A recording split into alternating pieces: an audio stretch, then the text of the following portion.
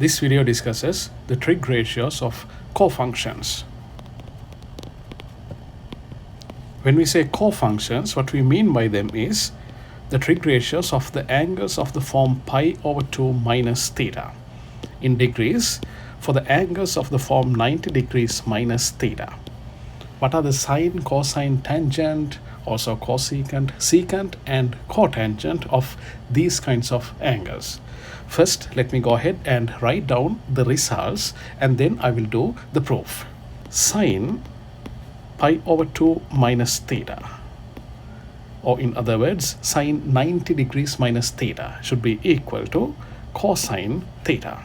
Cosine pi over 2 minus theta, in other words, cosine 90 degrees minus theta is equal to sine theta. By using these two results, of course, all the other results can be deduced. For example, if I wanted tangent pi over 2 minus theta, since tangent pi over 2 minus theta can be written as sine pi over 2 minus theta divided by cosine pi over 2 minus theta, since sine pi over 2 minus theta should be equal to cosine theta, the numerator is going to be cosine theta divided by, since cosine pi over 2 minus theta is equal to sine theta, the denominator is going to be equal to sine theta. And we know that cosine theta over sine theta is equal to cotangent theta.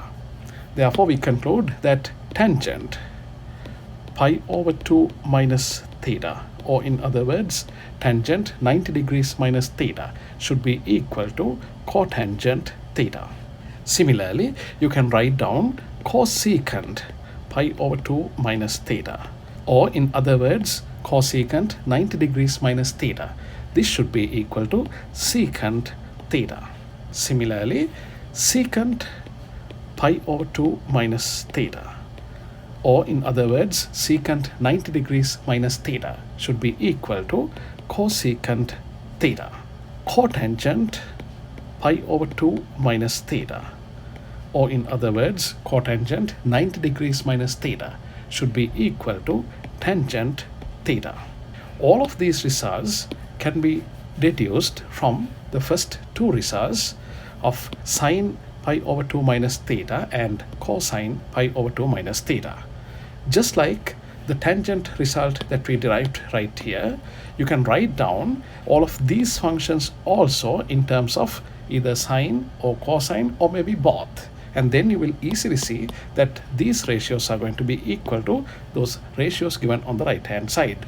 I will not do that part. I will let you try that one if you are interested.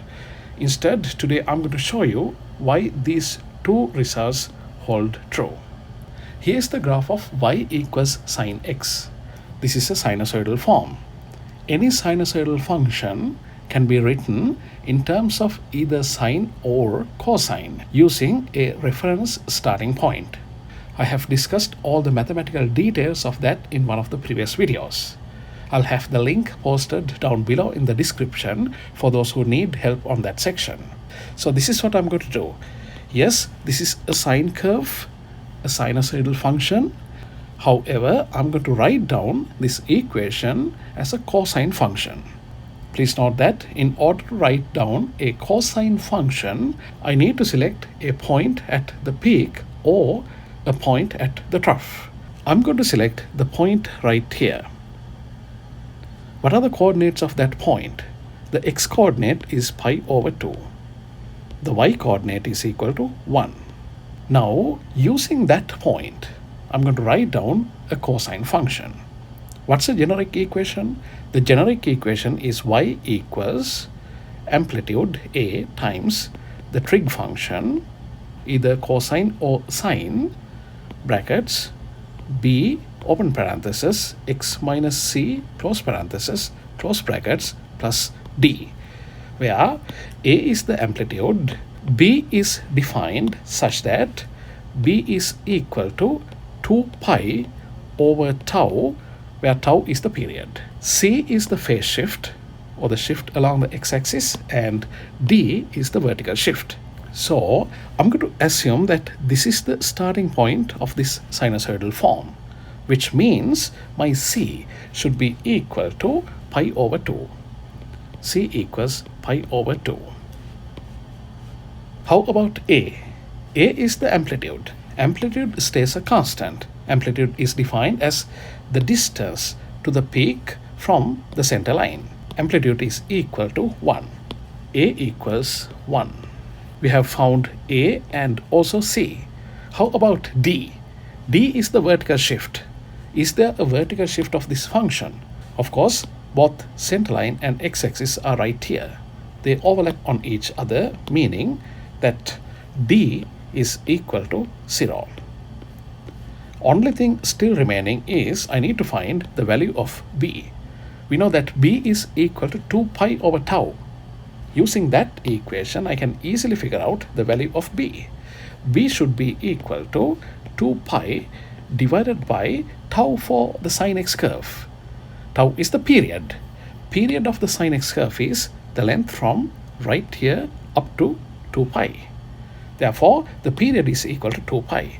Therefore, B should be equal to 2 pi over 2 pi, which simplifies to become 1. B is equal to 1. Now we have everything necessary to write down this equation.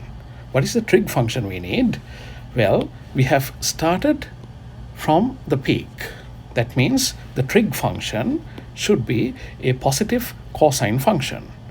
Therefore, let me go ahead and write down the equation. Y is equal to A times A is equal to 1. 1 times the trig function is positive cosine function B. B is also equal to 1. Therefore, I practically do not need the brackets shown right here. So I will not write the brackets. Instead, I will write the parenthesis. X minus C. X minus C is equal to pi over 2. Close parenthesis plus D. D is equal to 0. Therefore, there is no component coming from that. Now we have obtained this equation that y is equal to cosine x minus pi over 2. However, we have also seen that cosine is an even function. Remember, we said cosine negative theta is equal to positive cosine theta. Therefore, what I'm going to do is I'm going to rearrange this equation this way. The equation is y equals cosine x minus pi over 2. I'm going to open brackets, factor out a negative 1. If I do so, it will be pi over 2 minus x. Close parenthesis, close brackets. Now, assume that all of this is like theta. Since cosine negative theta is equal to positive cosine theta, that function should be actually equal to y equals cosine positive pi over 2 minus x.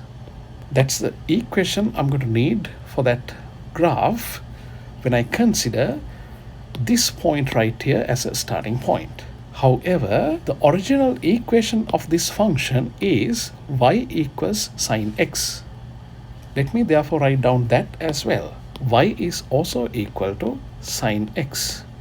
By looking at these two results, we can quite easily conclude that cosine pi over 2 minus x should be equal to sine x. That's the first result from cofunctions. Here's the graph of y equals cosine x. This is also a sinusoidal. I'm going to write down the equation of this graph using a sine function. I need a starting point. So here's the starting point I'm going to select. This starting point is pi over 2, 0. Once again, here's the generic equation y equals a times the trig function b times x minus c, close brackets, plus d.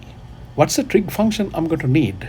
The trig function will be a sine function, and you can see that it's going down. It's going down means I'm going to need a negative sine function. Let me write down that we need the trig function as a negative sine function. Let's keep that in mind. What's the value of a? A is equal to, the amplitude is equal to 1. What's the value of D? There is no vertical shift. Therefore, D is equal to 0. How about C? C is the phase shift, which is the x-coordinate of the starting point that I have selected. Therefore, C should be equal to pi over 2. Only term remaining is the value of B. B is equal to 2 pi over tau, where tau is the period. Even for the cosine function, the period is going to be equal to 2 pi. Therefore, since tau is equal to 2 pi, B is going to be equal to 2 pi over 2 pi, which is equal to 1. So we found that B should be equal to 1. Using these results, we can nicely write down that equation. The equation should be y equals a times, which is 1 times, the trig function is negative sine, open brackets, b is also equal to 1. I of course don't need brackets, therefore I can simply open parenthesis, x minus c. X minus c is equal to pi over 2.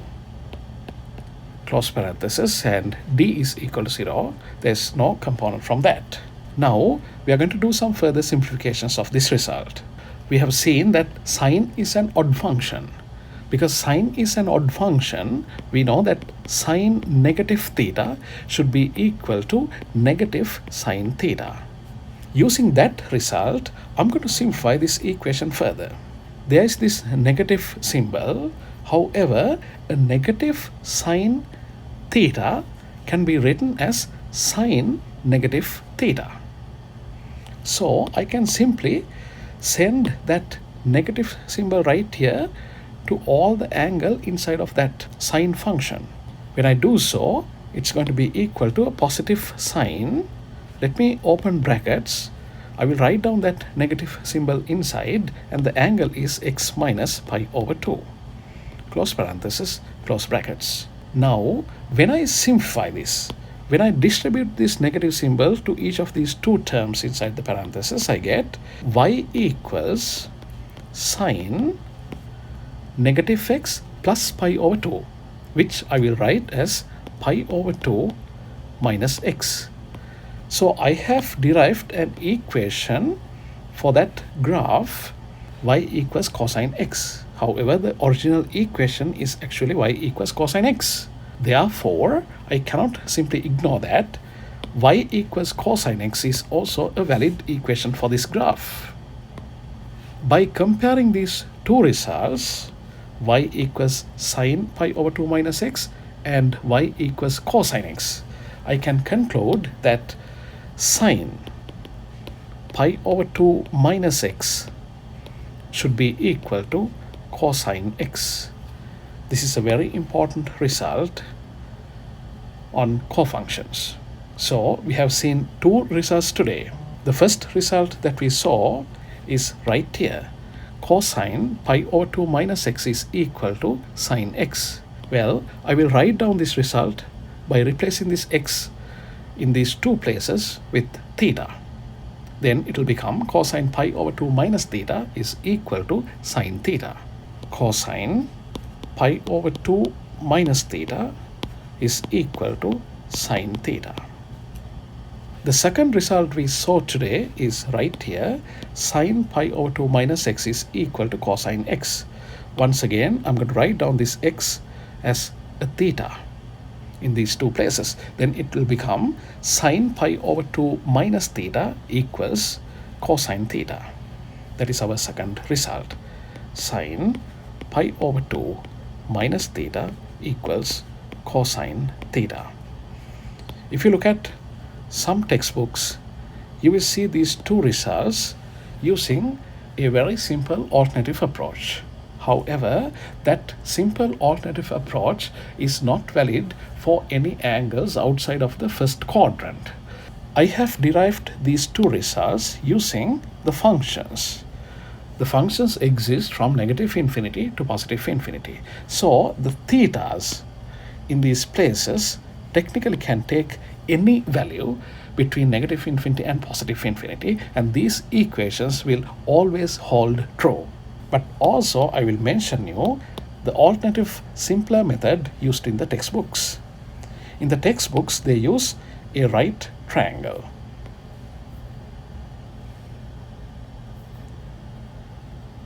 Let's say this is the right triangle they use in those textbooks. Of course this is going to be 90 degrees, and then they label one angle as theta. Then the remaining angle should be pi over 2 minus theta. That should be very straightforward. Then they label these lengths. Let's say this side is labeled as length A.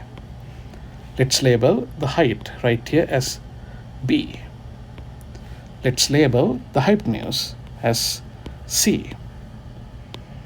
After that, what they do is they write down the trig ratios for theta and also for pi over 2 minus theta. When you write down the trig ratios for theta, you can see that sine theta should be equal to, the opposite of theta is B, hypotenuse is C. Therefore, sine theta should be equal to B over C.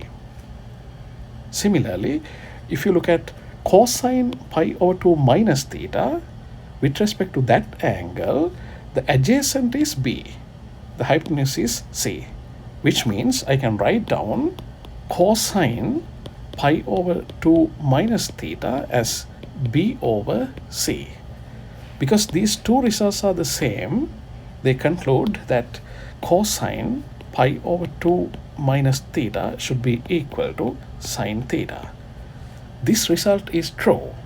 However, you cannot draw a right triangle like that in case if the theta is larger than 90 degrees.